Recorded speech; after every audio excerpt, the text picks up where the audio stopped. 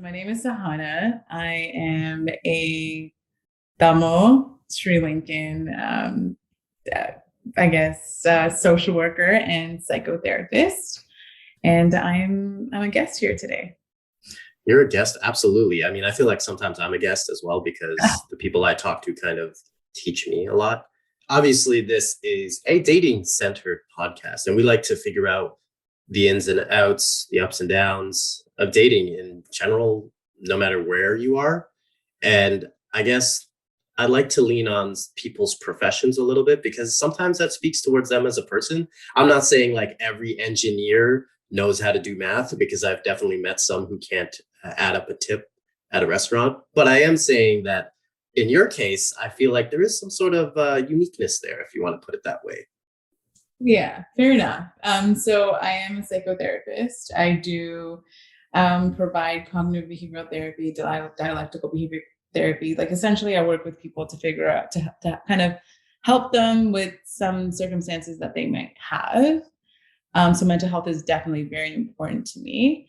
And so I guess the relationship that has or how that's impacted something like a concept of dating or my understanding of dating and relationships. Yeah, there's definitely some kind of relationship with those two domains in my life. And it's helped me, it's enhanced my perspective on people's functioning, right? Like the risks we take when it comes to dating, or our understanding of our who we want in a partner. You definitely start appreciating that there's so much more context to it. And so even before my training or before kind of completing my master's and actually starting therapy, I think I've always been fascinated by how people function, and people's relationships were always something that was important to me. And so yeah, I think I've definitely come a long way after my training and start my practice, to appreciate how complicated dating can be, and how our decisions can be influenced when we're picking partners or we're trying to make relationships work. Yeah. I feel like you just wrote a paper and that was a thesis. So congratulations, brava, for sure. But you mentioned how complicated dating can be. Do you find that it can be complicated? I think it can be complicated depending on your expectations for yourself, right? Like each of us, I mean, I'm single and um, I've dabbled at dating, and specifically in the past 2, 3 years, 4 years, so pandemic and then pre-pandemic. And for me, I didn't really focus on dating until after I finished school. And so when I kind of woke up and I was like, all right, like, let me try this, it was so different. It is apparently so different from what it used to be. And so it can be complicated on like how to even put yourself out there. We're more virtual now. And just this paradox of choice, right? Like, oh, the algorithm's going to pull you thousands of people that you can just swipe on. And I mean, Hinge doesn't have the Spotify algorithm. So, I mean, your daily mixes are lit, but Hinge doesn't do a really good job pulling. And so, like, me knowing again context of how apps work. And so I understand the paradox of choice, that there isn't like thousands of people that, we're in a society where we can go to a store and pick out five different pairs of jeans, right? Whereas 30 years ago, like you just wore two pairs of jeans for the entire week, right? So, those things. I do that right now. In fact, Right. maybe And one it's for a an month. effective way of things that we've somehow like translated into, hey, there's so much choice. And I think we all fall, for us who are dating or trying to find partners and using these new technologies to do that. It gets complicated. It can be delusional sometimes. And so for me, it's been complicated because I know that there isn't an ample amount of choice, but at the same time, you know, trying to convey personality and morals and values through an app, or that currents, that exchange is just hard. Like the logistics of dating, I think, get in the way as well, complicate things. That's another layer, I would say. Yeah, so dating is complicated, for a long-winded answer. Yes, it is Yeah, all. yeah. I feel like had we been on a date right now, I would have no idea what was happening. And Oh, sometimes that's a great thing yeah. because it's all an adventure anyways. I will ask you about that Rubik's cube in the background. Can you actually solve the Rubik's cube? No, this is just an aesthetic that I'm aspiring to have. But you're actually the second person this week who has commented on it, and it's a great conversation starter. So if you're on a virtual date, having a little Rubik's cube on the back, Well, and the thing is, it's almost like you're tempting me to get you to do the cue or perform oh no, while no. we're on this. And now that you've declined, it's like you moved a step below now. Like I don't know. It's like Wait, so that would be a metric for you? Can she solve a Rubik's cube? Oh my god. while we're talking, even though there are crazy competitions online where people are just going whoop and it's done in like That's three nice. seconds. I don't know. No, it is a nice subtle thing that you can put in your background. I feel like if you're on Yeah. a virtual date, half of the battle is how you present your background, like what's going on. Is Yeah. there like a subtle picture you want them to hint at? Is there that Rubik's That's my cube? Kanye aesthetic. That's like Kanye with flowers, and then that's a There you Toronto. And then I'm obviously studious and I like candles. So there we go. go. Or you like having acts of mindfulness and meditation and all that.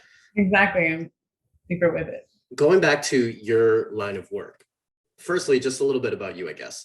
How did your parents react to you wanting to do that? To do therapy? Yeah. I think, well, so I did my bachelor's in science and I focused on health studies and anthropology. So I was always very fascinated Riveting. with people. So anthropology is like the study of, like, I didn't do medical anthropology, I did cultural anthropology. So it's like studying people, cultures, how we came to be, even the idea of like medical, like, figuring out how do we even get this idea of depression? Like, what are some different things that would come into play?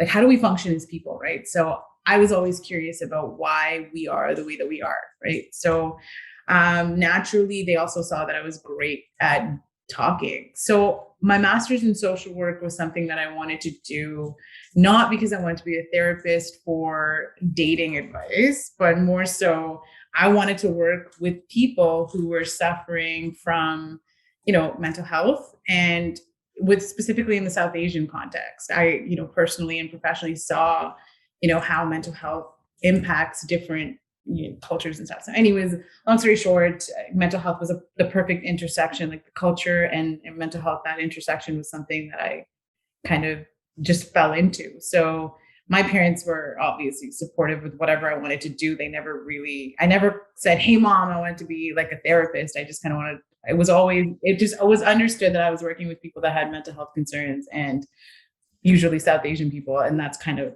where I'm at. So it wasn't really a conversation. Do they really know the extent to the kind of sessions that I have? Probably not. And not a lot of people do, just because I don't know if it would be too professional to be out here saying, hey, my 11 o'clock did this, right? So I don't, but they do know that it's a lot of talking that I do, and they think that I'm pretty decent at it. They're like, Well, according to your parents, you feed and clothe yourself. So that's kind of the metric that they go by. and they've accomplished what they set out to do. So they're good. Well, that's good. I mean, like, the stigma of mental health in general in our community, in every community, a lot of communities. I can't act like our community is unique in that aspect. It's telling them that you're going into something like that. I just wanted to see if they had any inkling, like maybe you shouldn't do that. But it's great that they supported you, and Yeah. it's always good to hear it when family supports you. Pivoting in a very subtle way, of course. When you're on a date and you mention your line of work, have you ever gotten any interesting reactions? I'm not going to say adverse, but interesting. No, I think people, because mental health is so talked about in my generation, right? So millennials and Gen Z. So it's kind of like, oh, cool. Like, tell me more. Because mental health, it's not, everyone always says talk to someone. So I am someone to talk to. So it really just kind of they're just cool. Just like I would find someone that's doing aerospace engineering or something. I'm like, wow, that's out of this world, right? So I think I also provide the same dorky reaction of that's kind of cool. So Well, yeah. I think you think that those people just make spaceships or something, and that's why it's cool. Do they not? Yeah. I can't. Hey, you aerospace people, you get at us because nobody here knows. Help We can't do me. math, right? I can't do that. That's for sure. So I feel like if I was, let's say this here, if I was on a date with you and you told me what you do, I would definitely start going into this mode of like, whoa, is she psychoanalyzing me right now? Is this outfit indicative of my childhood or something like that? You know, Uh-huh. do you find that people in general do that to you when you say something about your line of work? I hope not. I don't think I'm pretty self-aware. Like in that, I know, as soon as I leave, even pre me being a therapist, I think that I was always very understanding and I always wanted to know context, right? So, therapy isn't just me sitting like there is the whole psychodynamic approach where you're thinking about people's childhood and stuff like that, but you're doing it with intent, right? So there's Mhm. interventions that you're using, like there's a treatment plan that you put in. So one session isn't going to get me to give you like a deep rooted childhood trauma, right? Like therapy is a lot more, it's a longer process than that, right? So for me, I hope I'm very careful not to allude to me just knowing them. I think even I see people for an hour a week at tops, and so for anyone to think that I would know their entire lives in 50 minutes is wild. So no, like I hope not, but I think that there is this impression that I could. I mean, I think I'm a very understanding person. My personality is not to say that every therapist is going to get you in 10 minutes of talking to you, but yeah, I think that's a little bit of a taboo there. But no, therapy is a lot more extensive than just kind of, yeah, a 10-minute conversation and me looking at you and be like, yeah, those are deep rooted childhood traumas and this is what it is. So that's not how it goes. Yeah, you picked up his drink with his right hand and subtly twisted it. He is a psycho, right? Like, Yeah, no, that's definitely an assumption, and that's not. I do like how you said you're quite self-aware. One of the things I find that why watching Frasier, which is a very popular old show about Mm. therapy in general, is that he was a character that was super self-aware, but had huge blinders anyway. So it's like, Yeah, I it's mean, and back to my experiences with dating, just because I'm a yeah. therapist doesn't mean that I'm also not, that I'm not a person that's learning the algorithm and learning how to present herself. And this paradox of choice as well, right? Like there are people that find, relationships off of these apps. It's not that they don't, it's that idea that it's also we're in this instant gratification culture where we want things now. And so an app creates that it's coming like, but whereas, you have to stay on the app. You have to kind of be patient and not so judgmental of yourself, right? When to be able to tolerate the time on this app. It's like when a boomer says, oh, like I don't need this technology, I don't want this. And it's kind of like, yo, no, we got to use the computer, man. Like, no, we're got to learn how to attach this file. Like we Yeah, do, absolutely. we don't need this tech. It's just no, like now going to a bar, meeting somebody can happen, but you're probably going to have a lot more traction on an app, right? So I'm not in no way saying, hey, like the algo sucks, so forget it. I'm saying that there's a lot that shows up when we're trying to expose ourselves to something like new experiences, right? And it's so different from maybe some of our friends who are already married or, have found their partners in traditional ways because pre-COVID or pre-Hinge or pre whatever, virtual dating, whatever. So we're kind of figuring this out and figuring out, all right, like how do we now understand this technology and use it? And it comes with a lot of reflecting and being like, okay, what judgments are coming up for me when I'm on this? Everyone's been online in work, dating, everything. But I And found that then was a huge space that you got oh to know, yeah, yeah, right? exactly. wasn't a dating app, but everyone found people with those, like, those chats, and people like just like threw people in and then you just left. Like, I was like, what? You met how? Yeah, Yeah, we were just like back in the day, people think that this style of chatting or dating is new, but it's so old. I mean, when Facebook first started, people were doing that. But even before that, there was Friendster and MySpace. You know, there are people who are hooking up through that, like through their music. I mean, that's what you're talking about, right? Like, it's crazy. Facebook pokes Hoax.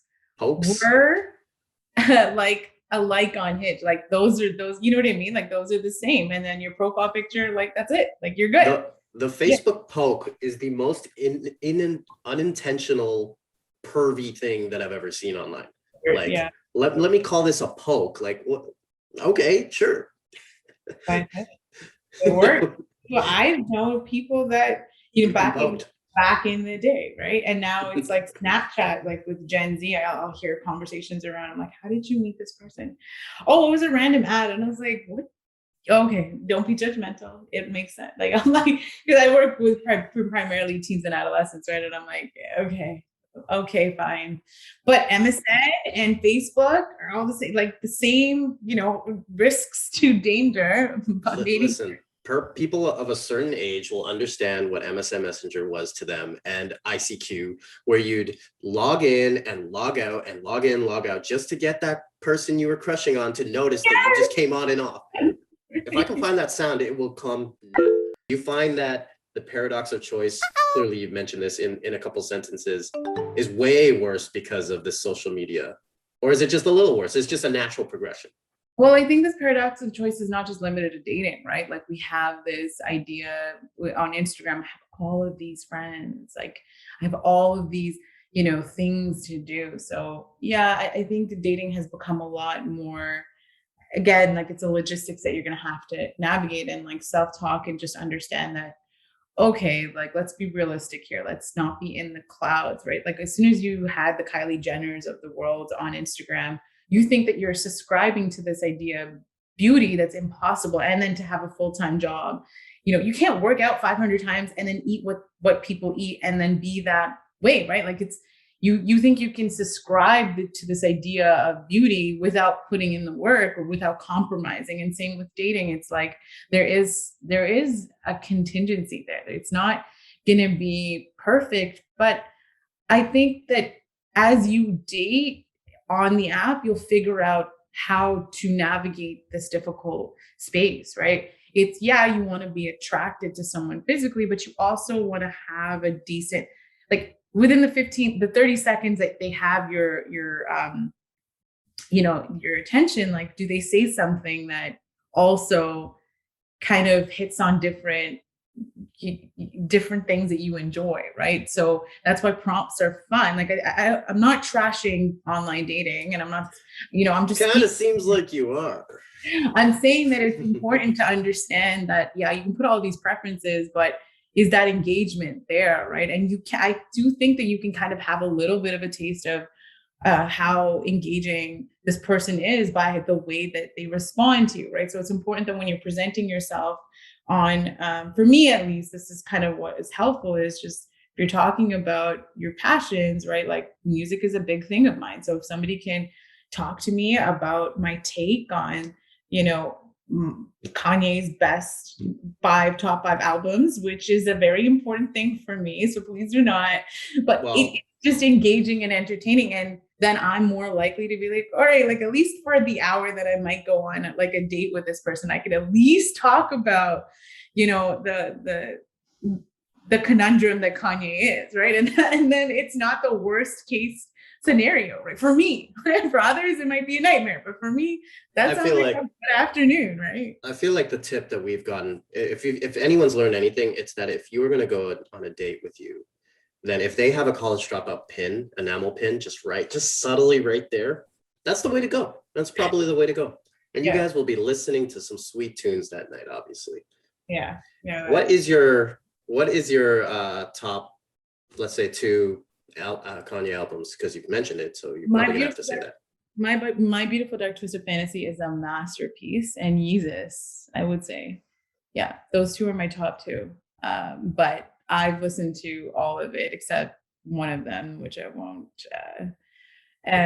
But yeah, and no, I haven't subscribed to the STEM player. But no, I mean, like speaking to just, hey, like you need to, as cliche as this sounds, like be yourself in some way in this platform, and you have to figure out how to do that, right? And that and facing your own insecurities of, can I present myself, in this arena self-deprecatingly, right? Don't take yourself so seriously, because you're going to have to put yourself out there if this is something that you want, right? Of course, yeah. Right. And if this is not for you, then don't force yourself to do something you don't want. And that's another thing, right? Like you look around and you see all these people in relationships or married. Like I'm turning 30 soon. And so for me, like I'm completely, no, I'm excited. Like I was, I'm very, very excited, but I've also spent a lot of time doing other things. Like I'm very passionate about my career. I have a lot of other things that I enjoy: traveling, spending time with friends, and I haven't actually dated a lot. And so for me, I almost kind of sometimes take that as an L. Like that's like a big L. Your currency as a South Asian female woman, sometimes you got to navigate the space and be like, okay, well, I'm not married. I don't have kids. I'm not anywhere near married. And so you feel the pressure to then use these apps to be like, all right, I got to get going. I have to have some kind of success. And so you got to figure out what you want, and having fun with it will probably be your best bet, right? Because if you're not having fun with it, you don't want to swipe. You think of even opening the app, do anything. So much anxiety.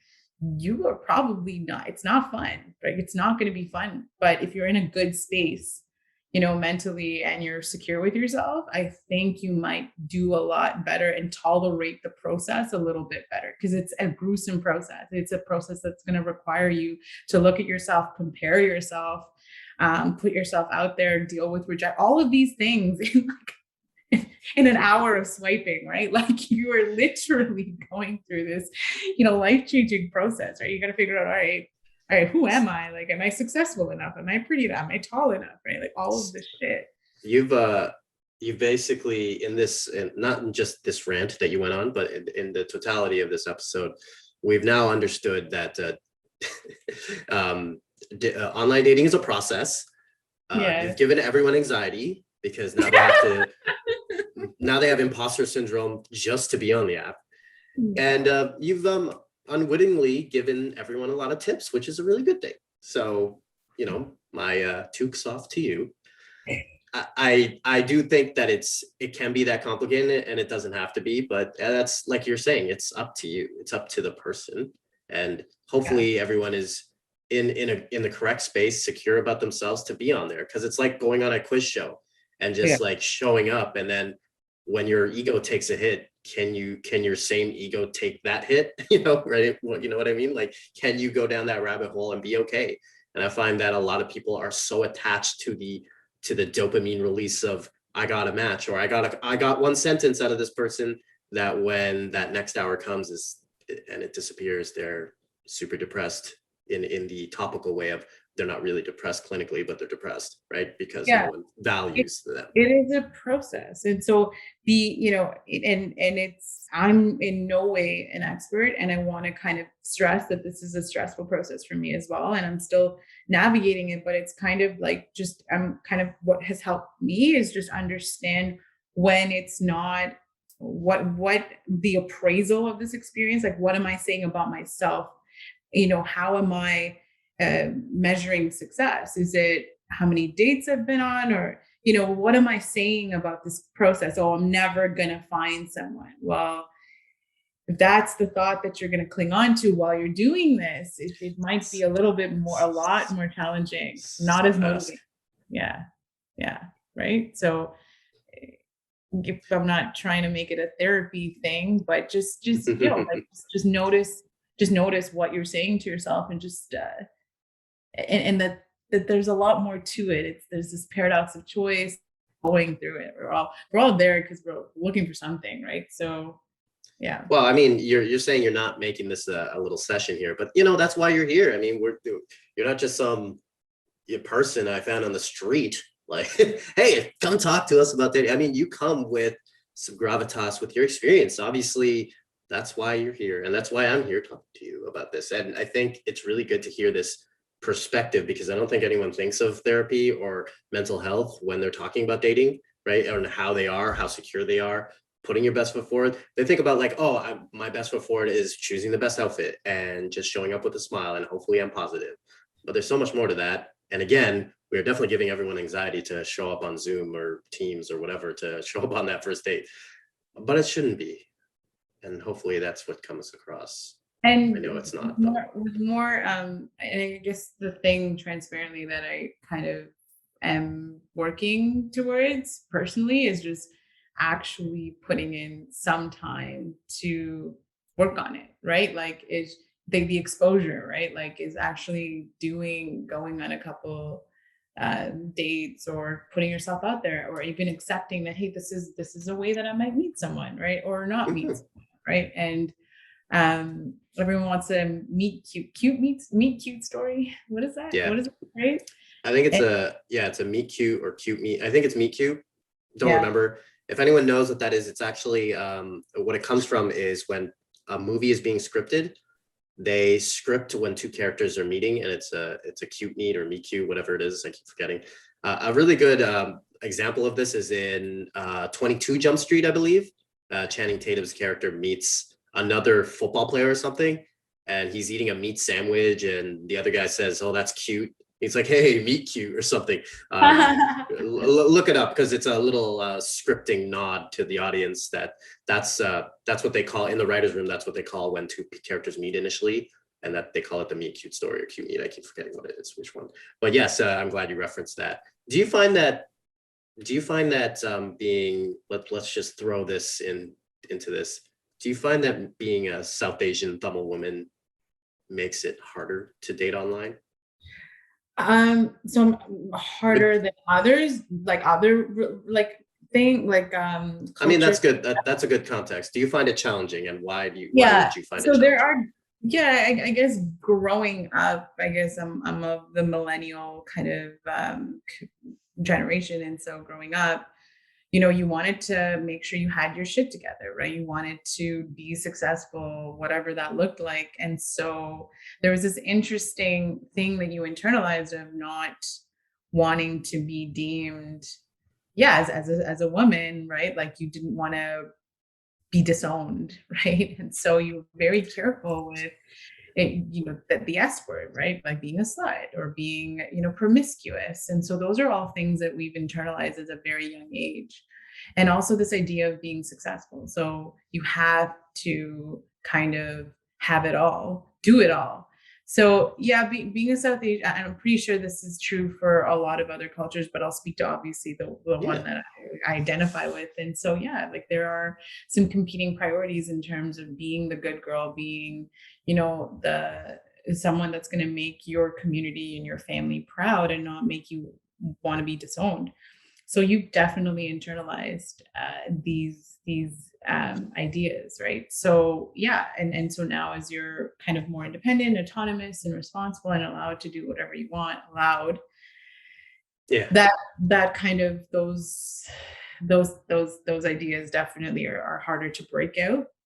But I think our generation now has moved past it. So like idea of dating for females, I think has gotten better.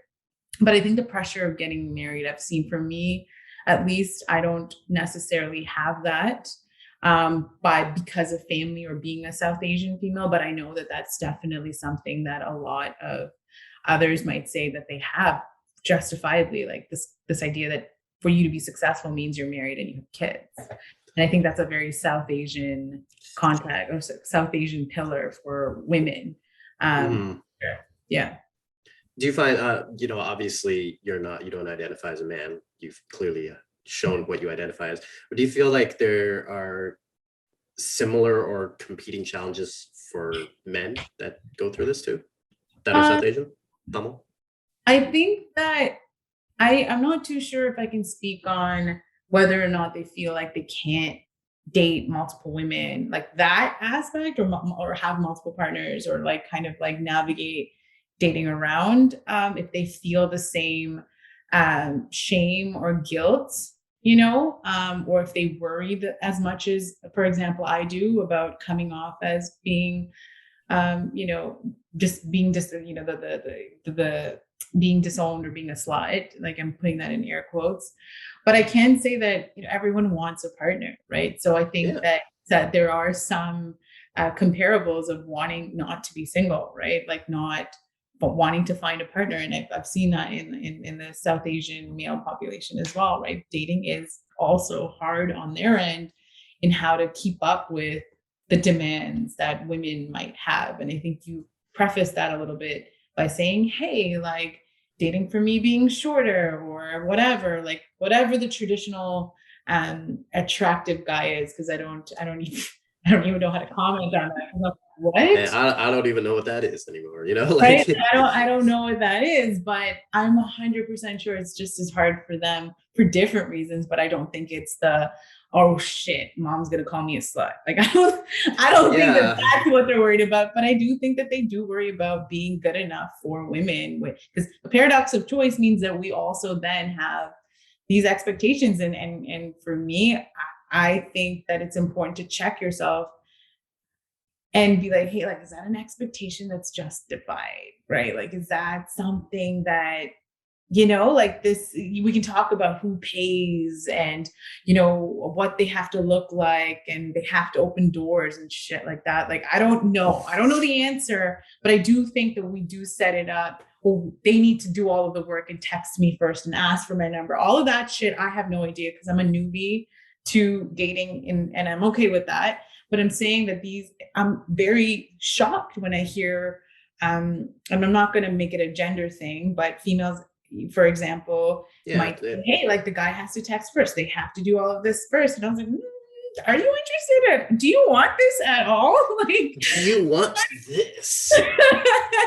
no, but I mean, like, you know what I mean? So I don't think it's easier for guys to meet our standards, right? In terms of, and I don't want to be general. I don't want to generalize this, and I don't want to say every. Well, it's hard. It's hard to not it be general because one, you don't speak for every woman out there, No, or every no, Tamil woman out there. Of course, no, no, you speak for yourself.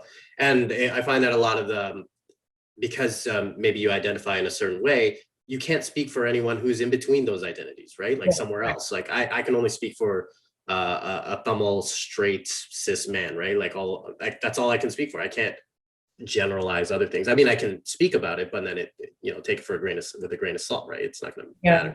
And I just want to throw that out there in case anyone thinks, oh, they're only just talking about heteronormative fiascos here. So just wanted to throw that out there. But it is interesting. Like for men, we go through this masculinity thing, right? Like that if we're too nice, are we handing out our man card? That traditional man card. And I think that because of the traditional misogyny that has been in our culture for a long time, we feel like do we need to kind of dip into that a little bit to show that we're a man, or do we go all the way on the other side and show that we're a little more respectful, a little more equal in every way? So I don't have to text first, or you don't have to do this, and I don't have to do this. And then it's so hard for us to figure out what that is. And it seems like the general answer is just treat everyone like you treat yourself, like you treat a friend. And then you're shown that not being a man in that sense can make you finish last. Nice guys finish last, right? So that's what I think a lot of traditional men go through. And that's, again, I can only speak for myself. And that's our challenge. And obviously, going back to Kylie Jenner and all that stuff, the body image stuff is I was tough just too. gonna say, well, we're up against the Kylie Jenners of the world. So I will say this though. Let's put the classic beach scene. Everyone wants the beach body, whatever that is. So for a classic man, when you go to the beach, a lot of the times we romanticize the idea of being a buff dude, right? Like being tough, having the biceps, that anyone would be proud of. But if you're just just a skinny fat dad bod dude, you're like, I don't want to take off this top. There is a similar battle that we have that is traditionally put on women. No, and that's fair. And all I'm saying is, I don't want to say that we have it bad. And again, gender, like female, like I think that I think that we all have this weird dynamic that we've all created in terms of expectations, right? We want the Cinderella. We subscribe to the Cinderella story, the princess stories, and then we also subscribe to, no, The no, no, we got glass to be slipper. independent and all of this stuff. And it's just, I would just encourage you to think about what respect looks like. So if somebody texts you, do you text them back? Yeah, right, because you gave out your no. Just think about it and how do you want to be treated, right? Like, do you want this? Like, I have to catch myself too when I'm entertaining these games. I'm like, wait, no, I'm way too old for this shit. Like, I'm not doing this shit. I love my time, I respect my time, and I'm gonna extend the same courtesy to other people, and I'm not playing this game shit, right? I And would no. I would love to see a screenshot from how you end some of these conversations, because I think everyone knows what it is.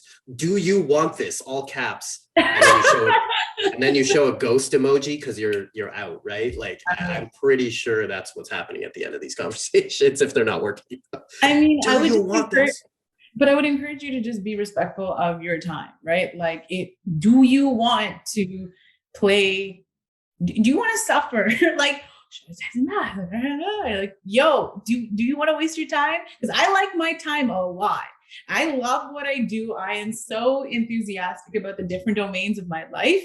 If this is going to take longer than it needs to because I'm sitting here like trying to look cool, that's taking away from other shit that I want to do. So that's how I look at it. It's kind of like, I like my time. I really like me. Shout outs. And can you tell I'm a Kanye? Like, Again, we've learned some very specific things from you, right? And one of them is the Kanye factor. I guess I'll kind of end this off by asking, how do you feel about Kanye's exploits recently? I think that it's very complicated, just like dating.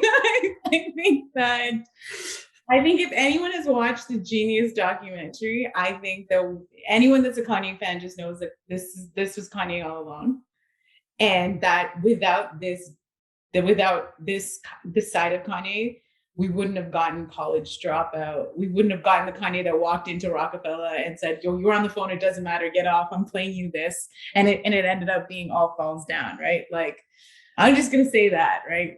Kanye it has different kind of sides of him, and we just only see a specific side, but this was him all along. So that's what I feel about Kanye. It's very much more complicated than that, and I would encourage you to do your own research. Love the disclaimer at the end, because if anyone has ever met a Kanye apologist, I think you see one right now.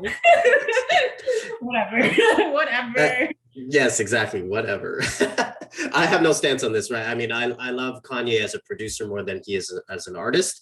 I like when he collaborates more with other artists and he's in the background. I think the sounds he can create are great. And You need to watch the documentary, okay? Because that was I don't need to waste my time with that. But I think my final question for that is, can you separate someone's talent from who they are as a person? Damn it, I wish you'd, because I was just like, I was gonna open up. I think Kanye's the only person that I make that exception for, where I separate like music from whatever. But then that's why I went into saying, yo, like, this was Kanye all along. I guess I accept him for who he is, because him dancing on tables telling Jay-Z that I'm the best rapper alive without dropping a track was Kanye pre-college dropout. So Yeah, exactly. I think I've accepted the ego and the drive. So yeah, I think I can't separate. I don't think I can say that separating it is something that you can't really do. You accept them for who they are and what they stand for. And I guess this is me accepting Kanye West. I love the PSA here. I only ask that because there is that topic of can you separate someone's merit from who they are as a person, someone's talent. You got the obvious R. Kelly stuff. You got the Michael Jackson stuff. You got any other celebrity that you put in a position in your brain on a pedestal, and then what they do off the field, off the court, off the acting set, right? So there's a lot of that, and that's a conversation for another day. And no. I really just want to, sorry to cut you off. I just really wanted to thank you for bringing your perspective. Although maybe not unique, it's not something many people might have heard before. Thanks. Well, thank you for having me. And this was fun. This is a good conversation.